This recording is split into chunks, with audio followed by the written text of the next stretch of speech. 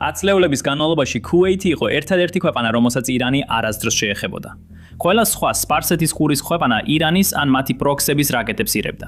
საუდის არაბეთმა აიტანა ჰუსიტების თავდასხმები, რომლებსაც ირანელები იარაღით ამარაგებდნენ და ხელმძღვანელობდნენ.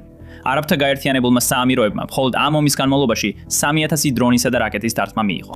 და ყატარი, რომელიც ირანის მოკავშირედ ითვლებოდა, მაინც დაიბომბა. მაგრამ ხედავთ, ქუვეითი განსხვავებული იყო. ქუვეითი ნეიტრალური დარჩა და მთელი ამ დროის განმავლობაში ამ ომამდეც კი დიპლომატიური არხები ღია ჰქონდა როგორც ირანთან, ასევე სხვა სპარსეთის ყურის მონარქიებთან. მაგრამ ახლა ჩანს, რომ ირანი საკუთარ წესებს არ ღვევს. გუშინ ღამით ირანის რევოლუციური გვარდიის კომანდოსებმა ქუვეითის სამხედრო კუნძულზე შეაღწიეს, რათა ამერიკელი ჯარისკაცები მოეკლათ ან ტყვე დაეყვანათ. სერიოზულად ვამბობ, ეს ირანელების მხრიდან სერიოზული ესკალაცია იყო და ამას იმ მოლაპარაკებების დროს აკეთებენ, სადაც თითქოს აცხადებენ, რომ გრძელვადიანი მშვიდობა სურთ. ეს ქუვეითის საგარეო საქმეთა სამინისტრომ დაადასტურა, შეხედეთ ანგარიშს. საგარეო საქმეთა სამინისტრო გამოხატავს ქუვეითის სახელმწიფოს ძლიერ დაგმობას და გაკიცხვას ირანის ისლამური რესპუბლიკის ისლამური რევოლუციური გვარდიის კორპუსის შეიარაღებული ჯგუფის, რომლებიც ბუბიანის კუნძულზე შეიჭრნენ ქუვეითის სახელმწიფოს წინააღმდეგ მტრული ქმედებების განსახორციელებლად და ქუვეითის შეიარაღებული ძალების პერსონალთან შეტაკებაში ჩაერთნენ, სანამ დააკავდნენ, რის შედეგადაც ქუვეითის შეიარაღებული ძალების ერთი წევრი დაშავდა. ხედავთ, მიზეზი რატომაც ეს ესეთი მნიშვნელოვანი საკითხია ის არის, რომ კუნძული, რომელსაც ირანი დაესხა თავს. ეს კუნძული, ბუბიანის კუნძული, მდებარეობს ირანის საზღვიდან დაახლოებით 30 კილომეტრის სამხრეთ-დასავლეთით. და ირანი იცის, რომ ახლა აშშ-ს ძალები იყენებენ ამ კუნძულს და ბაზას, რომელიც იქ მდებარეობს. ეს იმიტომ, რომ იცით, ირანმა სინამდვილეში ერთხელ უკვე შეუტია ამ კუნძულს. აპრილის 4-ში, როდესაც აშშ-ს ძალებმა ჩაატარეს მრავალი საჰაერო დარტყმა ამ მდებარეობის ჩრდილოეთით ირანელი ტერორისტების წინააღმდეგ, რომლებიც ცდილობდნენ ერაყში გადასვლას. ირანმა უპასუხა ამ კუნძულზე თავდასხმით, რაც ფაქტობრივად აშშ-ს დარტყმებზე პასუხი იყო, რადგან ირანმა იცის, რომ ამ კუნძულიდან აშშ-ს ძალები მოქმედებენ. და აი დღეს, ზავისა და მოლაპარაკებების მიმდინარეობისას, ირანის რევოლუციური გვარდიის კორპუსმა სცადა შეღწევა ბაზაზე, სადაც საკმაოდ შესაძლებელია, რომ აშშ-ს ძალები იმყოფებიან. არ არის რთული ვივარაუდოთ, რა იყო მათი მიზანი. ან ამერიკელი ჯარისკაცის მოკლა, ან დატყვევება, რათა მოლაპარაკებებში მეტი ბერკეტი ჰქონდეთ.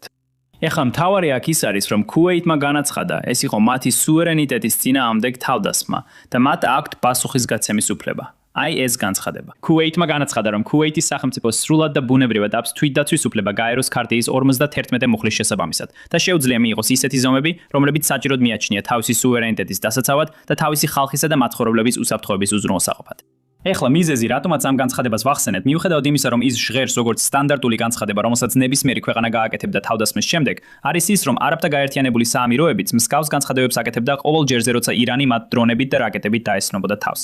და როგორ ფიქრობთ, რა მოხდა? ადრე ჩვენ უკვე განვიხილეთ. პირადადაც თქვი, რომ არაბთა გაერთიანებული საამიროები საპასუხო დარტყმას აკეთებდნენ. და დღეს ჩვენ უკვე ოფიციალური დადასტურებაც გვაქვს ამ ფაქტის. შეხედეთ ამ ანგარიშს. არაბთა გაერთიანებული საამიროები ფარულად ახორციელებენ თავდასხმებს ირანზე. ერთ-ერთი დარტყმა აპრილში მოხდა ირანის ლევანის კუნძულზე მდებარე ნავთობგადამამუშავებელ ქარხანას. ამ თავდასხმის დრო ნამდვილად საინტერესოა, რადგან დიდი ალბათობით ის მოხდა ან რამდენიმე საათით ადრე, ან რამდენიმე საათით შემდეგ, რაც ცეცხლის შეწყვეტა გამოცხადდა. ზუსტი დრო არ ვიცით, მაგრამ ვიცით, რომ სწორედ იმ დღეს მოხდა თავდასხმა. იმ მომენტში, აპრილში, როდესაც ცეცხლის შეწყვეტა გამოცხადდა, ყველა ვარაუდობდა, ვინ შეიძლებოდა ყოფილიყო. იყო ეს ისრაელი, რომელსაც ეს ნავთობგადამამუშავებელი დაარტყა? იყო ეს შეერთებული შტატები? ორივე ქვეყანამ, აშშ-მ და ისრაელმა საჯაროდ უარყვეს, რომ ამ თავდასხმაში მონაწილეობდნენ და ირანმა არასდროს დაადანაშაულა ვინმე. მაგრამ ჩორები იყო, რომ ეს არაბთა გაერთიანებული საამიროები იყო და ეხლა უკვე გვაქვს დადასტურება. აქ მინდა განმარტო ყველასთვის, ვინც დაბნეულია. თავდაპირველად, როცა ეს ომი დაიწყო, ყველა სპარსეთის ყურის ქვეყანამ თქვა, რომ ისინი არ მისცემდნენ შეერთებულ შტატებს უფლებას გამოიყენებინა მათი საჰაერო სივრცე და არ მისცემდნენ უფლებას გამოიყენებინა ბაზები, რომლებიც მათ ტერიტორიაზეა განთავსებული. მაგრამ ეს შეიცვალა მაშინ, როცა ირანმა დაიწყო ამ ქვეყნების დაბომბვა, როგორც პასუხი შეერთებული შტატებისა და ისრაელის მხრიდან ირანზე თავდასხმაზე. ამას არანაირი აზრი არ აქვს არავისთვის. ისაც ირანი აკეთებდა იყო უბრალოდ ტერორიზმი. ისინი ესხმოდნენ ქვეყანას, რომელსაც არ სურდა ამ ომში ჩართვა.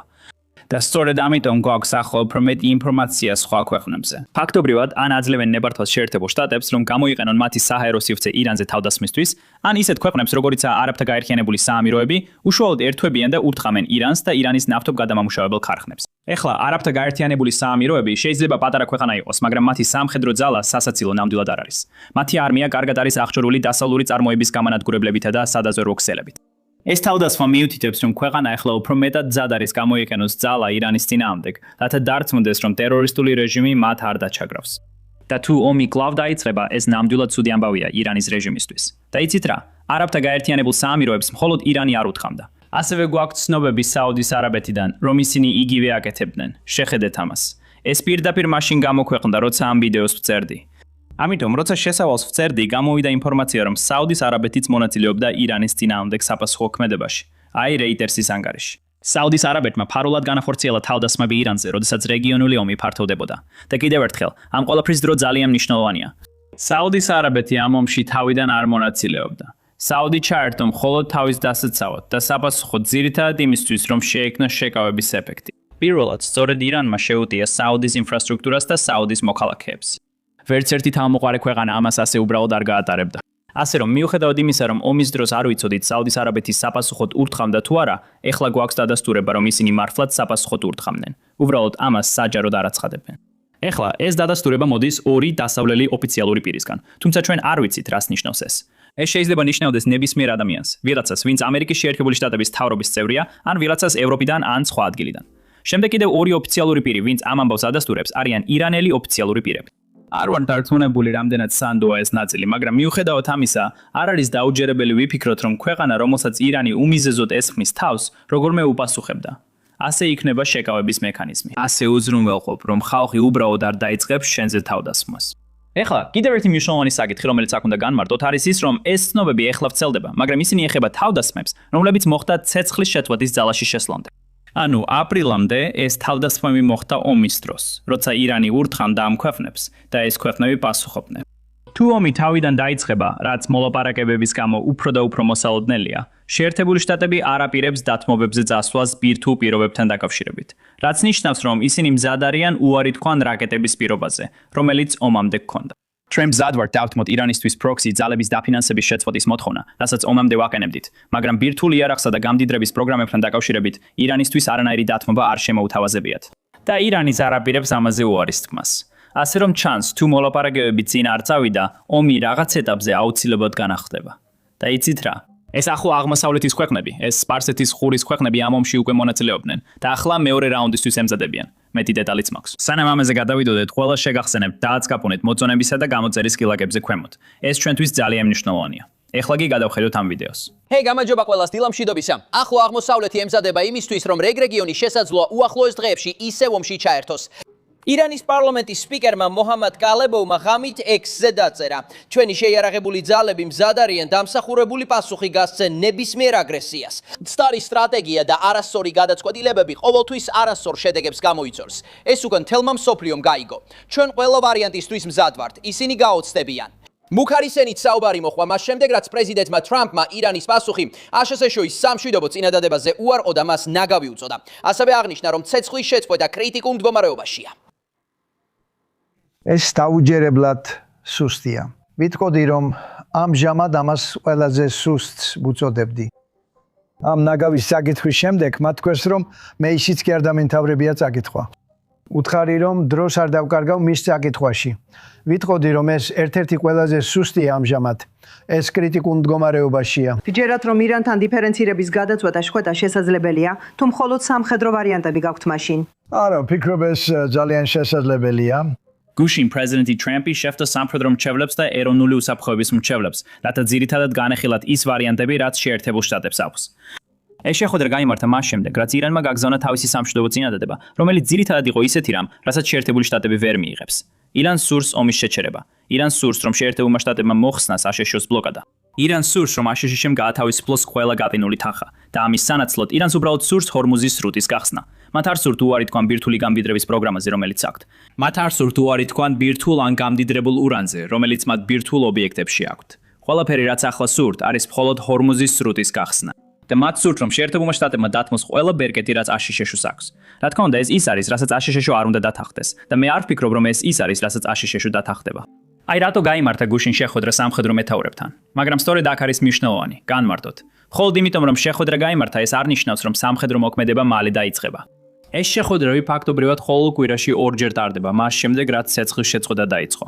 და რეალურად ჩვენ არ გქონია სამხედრო მოქმედებები პროექტ თავისუფლების გარდა. ასე რომ, შეიძლება ეს ნიშნავდეს, რომ პროექტ თავისუფლება მალე განახლდება, მაგრამ მხოლოდ იმიტომ, რომ სამხედრო მეთაურებთან შეხვედრა გაიმართა, ეს არ ნიშნავს, რომ ომი თავიდან იწყება. მნიშვნელოვანია, რომ ყურადღება მივაქციოთ იმას, რომ პრეზიდენტი ტრამპი ხვალ ჩინეთში მიემგზავრება და ჩინეთს ირანზე დიდი გავლენა აქვს. და ირანი ფიქრობს, რომ ჩინეთს შეერთებულ შტატებზე დიდი გავლენა აქვს. ასე რომ, ვნახოთ, როგორ ჩაივლის შეხვედრა ჩინეთის პრეზიდენტ სი ძინპინთან და რა შედეგი მოხვდება ამ შეხვედრას. ძალიან მეპარება ეჭვი, რომ ომი ამ შეხვედრამდე განახლდება. ამერიკის შეერთებული შტატების თვალსაზრისით ეს ძალიან მნიშვნელოვანი შეხვედრაა. ჩინეთის თვალსაზრისითაც ეს ძალიან მნიშვნელოვანი შეხვედრაა. ორივე მხარეს ნამდვილად ურჩევნია ირანზე არ ისაუბრონ, მაგრამ ეს ალბათ შეუძლებელია თუ გავითვალისწინებთ იმ სამყაროს, რომელშიც ახლა ცხოვრობთ. სოფიოს თითქმის ყველა ქვეყანა ზარალობს ჰორმუზის სრუტის კრიზისის გამო, რომელიც ირანმა შექმნა. ასე რომ დარწმუნებული ვარ, ირანი იქნება ყველაზე მნიშვნელოვანი თემა, რაზეც ლიდერები ისაუბრებენ. ვნახოთ რა გამოვა ამ ყველაფრიდან. ეხლა კიდევ ერთი მნიშვნელოვანი ამბავი, რომელიც გუშინ გავრცელდა, დაკავშირებულია პაკისტანთან, ქვეყანასთან, რომელიც შუამავლობს მოლაპარაკებებს შეერთებულ შტატებსა და ირანს შორის. და ეს საინტერესოა, რადგან ჩანს, რომ პაკისტანი შეიძლება არ იყოს ის ნეიტრალური შუამავალი, როგორიც შეერთებულ შტატებს სურს. გადახედეთ ამ რეპორტაჟს. როდესაც პაკისტანი თავს დიპლომატიურ ხიდად წარმოაჩენდა თეირანსა და ვაშინგტონს შორის, ჩუმად მისცა ნება ირანულ სამხედრო თვითმფრინავებს პაკისტანში დარჩენილიყვნენ, რაც შესაძლოა მათ აშშ-ის დართმევისგან იცავდა. რამდენიმე დღეში მას შემდეგაც ტრამპმა აპრილის დასაწყისში ცეცხლის შეწყვეტა გამოაცხადა, თეირანმა რამდენიმე თვითმფრინავი გაგზავნა პაკისტანის საჰაერო ძალების ნურ-ხანის ბაზაზე. სამხედრო ტექნიკას შორის იყო ირანის საჰაერო ძალების RC-AS-30, რომელიც წარმოადგენს Lockheed C-AS-30 Hercules-ის ტაქტიკური სატრანსპორტო თვითმფრინავის სადაზვერვო და ინფორმაციის შეგროვების ვარიანტს. პაკისტანის ოფიციალური პირები ახლა ადასტურებენ, რომ ირანული თვითმფრინავები ქვეყანაში ჩამოვიდნენ, როგორც CBS-მა გაავრცელა და ისინი ჯერ კიდევ იქ არიან. პაკისტანის სამხედროები ან პაკისტანის საგარეო საქმეთა სამინისტრო აცხადებს, რომ არ არსებობს არანაირი კავშირი სამხედრო სარეზერვო ან გადაუდებელ ღონისძიებებთან. მტკიცებები, რომლებიც საპირისპიროს მიუთითებს, სპეკულაციურია, შეცდომაში შემხვანი და სრულიად მოწყვეტილია ფაქტობრივ კონტექსტს. პაკისტანი აცხადებს, რომ თვითმფრინავები ქვეყანაში იმყოფებიან ძირითადად უსაფრთხოების უზრუნველსაყოფად, იმ შემთხვევაში თუ დაგეგმილი იქნება შემდგომი სამშვიდობო მოლაპარაკებები. ეხლა ეს დასკვნა აქ ისე არარეალურია, რადგან თავად აშშ-ის სამხედროებმა პაკისტანში ბევრი აღჭურვილობა გაგზავნეს, იმ შემთხვევაში თუ მოლაპარაკებების მეორე რაუნდი გაიმართებოდა და თუ პრეზიდენტი ტრამპი ქვეყანას ეწვეოდა. მაგრამ მიზეზი, რის გამოც ბევრი ადამიანი პაკისტანის მიმართ სკეპტიკურადაა განწყობილი, ისაა, რომ როგორც თქვენ უკვე შეიძლება იცოდეთ, ავღანეთის ომის დროს პაკისტანი გარკვეულწილად ორივე მხარეს ემსახურებოდა. ისინი ეხმარებოდნენ ავღანეთს, ეხმარებოდნენ თალიბანს. ამავდროულად კი აშშ-ის მოკავშირეები იყვნენ იმ ომის დროს. და სწორედ ამიტომ ბევრ ადამიანს უჭირს პაკისტანის სრულად ნდობა. ერთ-ერთი ასეთი ადამიანი სენატორი ლინსი გრემია, რომელმაც პაკისტანზე ეს თქვა სწორედ დღეს დილით. მოусმინეთ. იცით იმ ანგარიშების შესახებ, რომ პაკისტანი თავის ბაზებს ირანული თვითმფრინავების დასაყენებლად აძლევს. General King. ბატონო, ამაზე ერთი ანგარიში მაქვს ნანახი. ზუსტი იყო? დიახ, ფიქრობ, ეს კლასიფიკაციის სხვადასხვა საკითხებზეა დამოკიდებული. უბრალოდ მითხარით, თუ ეს ზუსტია, ეთანხმებით, რომ ეს მშვიდობის შუამავლის როლს თითქოს არ შეესაბამება. ბატონო, ამაზე კომენტარს არ გავაკეთებდი. მიმდინარე მოლაპარაკებებისა და პაკისტანის საფუძველზე. ბატონო ჰექსტეტი, თუ შუამავალი ირანული სადაზვერვო თვითმფრინავების პაკისტანის ავიაბაზებზე განთავსებას აძლევს ნებას, ფიქრობთ, რომ ეს სამართლიანი შუამავლის ქცევაა? კიდევ ერთხელ არ მსურს ამ მოლაპარაკებებში ჩავერიო. მე მინდა ეს. დიახ, მინდა ამ მოლაპარაკებებში ჩავერიო. პაკისტანს საერთოდ არ ვენდობი. თუ მართლა ირანული თვითმფრინავები ჰყავთ პაკისტანის ბაზებზე ირანული სამხედრო ობიექტების დასაცავად, ეს ნიშნავს, რომ შესაძლოა სხვა ვინმე უნდა ვეძებოთ შუამავლობისთვის. არ არის გასაკვირი, რომ ეს სხეულის საქმე არსად მიდის.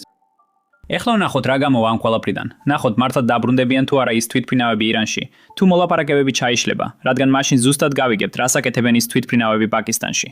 აქ ერთი რამ მინდა აღვნიშნო. სულ 2-3 კვირის წინ ირანის ოფიციალური პირები პაკისტანს ადანაშაულებდნენ იმაში, რომ მოლაპარაკებებში ზედმეტად პროამერიკული პოზიცია ეკავა.